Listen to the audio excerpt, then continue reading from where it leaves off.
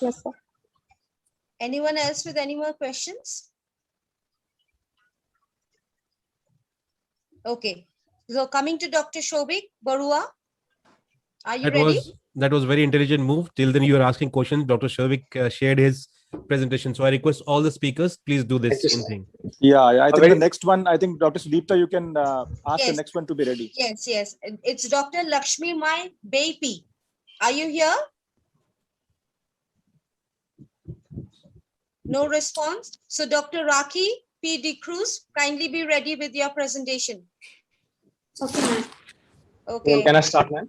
Yes, Dr. Shobik, please start. Thank you so much, ma'am. A very warm good morning to one and all. I'm going to discuss a role of freshly prepared amniotic membrane graft for a case of Simplifron which was managed in our institute. We don't have any direct or indirect financial interest in this presentation. So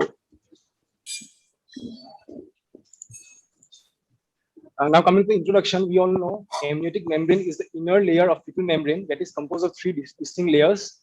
It has been used in ophthalmology since time immemorial. The first use was done by D. Roth in 1940, and these are some of the indications of amniotic membrane graft transplantation.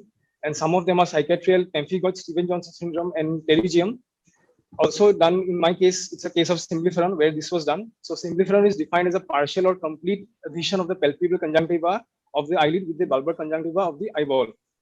Coming to the history proper, the patient who happens to be a 50-year-old male hailing from Arunachal Pradesh presented with complaints of inability to open both eyes for last 20 days.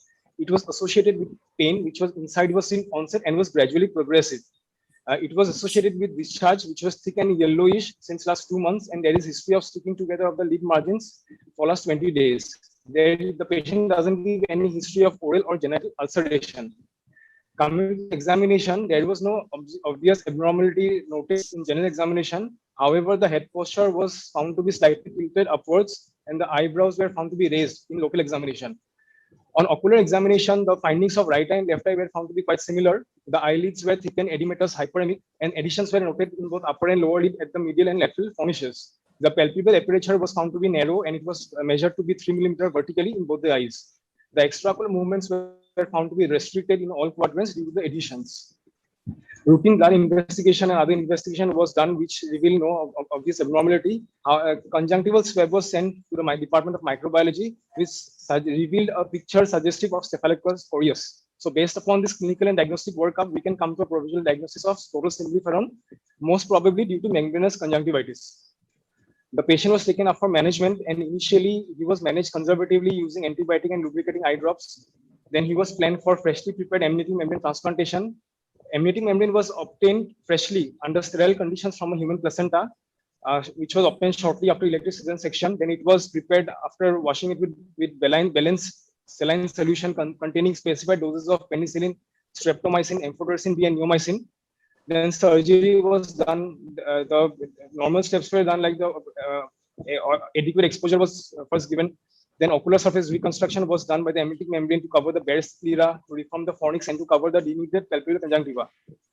Post-operatively, the patient received topical antibiotic and steroid combination, which was tapered over the weeks, and patient did very well. Healing was confirmed using fluorescence staining, and these are some of the post-operative photographs. And on day 8, we can see the patient was doing very well.